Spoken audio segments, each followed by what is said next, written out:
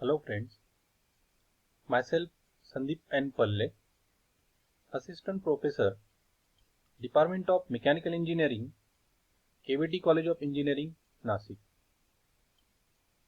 Today's topic is type of stresses. In the previous lecture, we have seen the basics of stress and strain and their interrelationship between them. Now we'll see the type of stresses. The stress is categorized as direct stress or simple stress, indirect stress and combined stress. Direct stress is further divided into two types of stresses, shear stress and normal stress, and indirect stress is subdivided into torsional stress and bending stress. Next, the normal stress are of again two types, tensile stress and compressive stress. Now, the direct stress may be a normal stress or shear stress. So, we'll see the normal stress. It is denoted by sigma. It is the stress which acts in direction perpendicular to the area. Normal stress is further classified into tensile stress and compressive stress. So the first one is tensile stress. It is the stress induced in a body when it is subjected to two equal and opposite pulls, that is tensile force, as a result of which there is a tendency to increase in length. Now you can see the body which is subjected to a tensile force P at its end. Let A is the cross-sectional area of the body or bar. L is the original length of the body. Delta L increase in length of the body due to pull force P. Sigma the stress induced in the body. E is the tensile strain. Now consider a section XX which divides the body into two halves. Now for the left half, the applied force is P. So for the equilibrium, the body offers some resistance opposite to the applied force, that is R. So this resisting force, and it is equal to the applied force but opposite in direction. Similarly, the right part of the body is subjected to the force P here. Again for the equilibrium, the body offers some resistance in the opposite direction, but it is of equal amount. So the body will be in equilibrium by this way. So the tensile stress will be given by sigma is equal to resisting force divided by cross-sectional area. But we know the resisting force is equal to the applied force upon cross-sectional area. So sigma is equal to P upon A. Now the tensile strain denoted by E is the increase in length upon original length, that is equal to delta L upon L. The second type is a compressive stress. The stress induced in a body when subjected to two equal and opposite pushes, as a result of which there is a tendency of decrease in length of the body. It acts normal to the area and it pushes on the area. Again the body is subjected to a compressive force. Again the section XX divides the body into two parts. So the left portion will be in equilibrium when this resistance force is equal to the applied force and opposite in direction. Similarly, the right part of the body is in equilibrium when the resistance offered will be equal but opposite in direction to the applied force. So the compressive stress is again given by resisting force upon cross-sectional area. Resisting force is again applied force upon cross-sectional area. So the compressive stress is P upon A. Next one is the compressive strain. Here there is a decrease in length. So decrease in length upon original length, which will be equal to delta L upon L. The sign convention for the direct stress and strain are: the tensile stresses and strain are considered positive in sense producing an increase in length, while the compressive stresses and strain are considered negative in sense producing decrease in length. Now the third one is shear stress.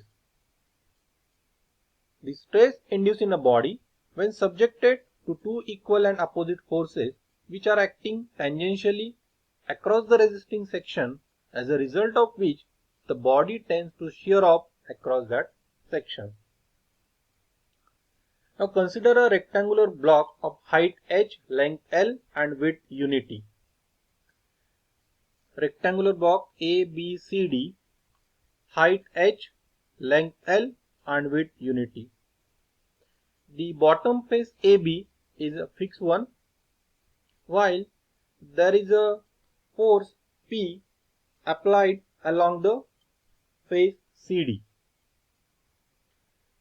To keep the body in equilibrium position, the face AB, it offers some resistance opposite to the applied force of the same magnitude but opposite in direction. So that is shown here. A section XX splits the rectangle into two parts. The upper part is subjected to force P. So for equilibrium, this part will offer some resistance R of equal amount of applied force and in opposite direction. Similarly, the lower part of the rectangular section is subjected to the force P. So the lower part will offer some resistance in the opposite direction, but it is of equal amount of applied force P. So here for the upper part to be in equilibrium, applied force P is equal to resisting force R, and for the lower part to be equilibrium, applied force equal to resisting force R. So the shear stress is given by tau is equal to resisting force upon resisting area. Resisting force is equal to the applied force, so it is a P, and resisting area is length into width, that is unity 1, so it equal to P upon L. Shear stress is tangential to the area on which it acts. Again we can see that ABCD, it is a rectangular block. When the force is applied tangentially along the CD like this, then it is deformed to ABC1D1 position, so that the face AD1, it makes some angle phi with the face AD. Now this angle phi, it is known as a shear strain. Now if we take the tan of phi here, that is DD1 upon AD. So DD1 is delta L upon AD is H. As the value of this phi, it is very small, we can consider tan of phi equal to phi. So the shear strain phi is equal to delta L upon H. Now we'll see some numerical. The first one, a rod 150 cm long and of diameter 2 cm is subjected to an axial pull of 20 kN. If the modulus of elasticity of the material of the rod is 2 into 10⁵ Newton per mm square, determine the first, the stress, second, the strain, and the third, the elongation of the rod. So first of all, we will write down the given data. Length of the rod L is given 150 cm, that is 1500 mm. Diameter of the rod D is given 2 cm, that is 20 mm. Load P is given 20 kN, that is 20 into 10 raised to 3 Newton. Modulus of elasticity is E is given 2 into 10 raised to 5 Newton per mm square. Now we have to calculate stress, strain and elongation of the rod. For that, first of all we will calculate area. So area A is equal to pi by 4 into D square. So pi by 4, D is 20 mm, so 20 square. So that is coming out A equal to 314.159 mm square. Now the first point is stress. So we know that sigma is equal to force upon area, P upon A.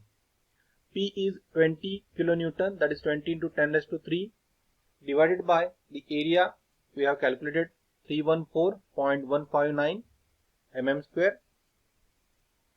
So the stress will be 63.66 Newton per mm square. The second point is strain. We know that modulus of elasticity is the ratio of stress upon strain. From that we can get strain is equal to stress upon modulus of elasticity. So E is equal to the sigma value already we have got, that is 63.661 divided by E, modulus of elasticity 2 into 10 raised to 5. So it work out E is equal to 3.18 into 10 raised to minus 4 or 0.0003183. The third point, elongation of the rod, that is nothing but change in length, delta L. We also know that the strain is given by change in length upon original length, that is delta L upon L. From that we can get the equation delta L is equal to E into L. So delta L is equal to 3.183 into 10 raised to minus 4 and L is the length 1500. So it comes out to be delta L equal to 0.477 mm. This is the change in length. Question number 2. A bar of length 1.2 meter extends through 3 mm under the action of an axial pull of 2.4 kN. Compute the strain in the material if the diameter of the bar is 20 mm. Find the stress in the bar. In solution, first of all we will write down the given data. Length of the bar 1.2 meter, that is 1200 mm. Extension of the bar, that is nothing but delta L, 3 mm. Axial pull force, that is P, 2.4 kilonewton, so 2.4 into 10 raised to 3 Newton. And the diameter of the bar is given D equal to 20 mm. Again here we will calculate the area first. Area is equal to pi by 4 D square, diameter square. So pi by 4, 20 square, it comes out to be 314.159 mm square. The first thing that is to be calculated is strain. E is equal to change in length upon original length. So we have the value of change in length delta L, that is 3, and the original length 1200 mm. So the strain is 2.5 into 10 raised to minus 3 equal to 0.0025.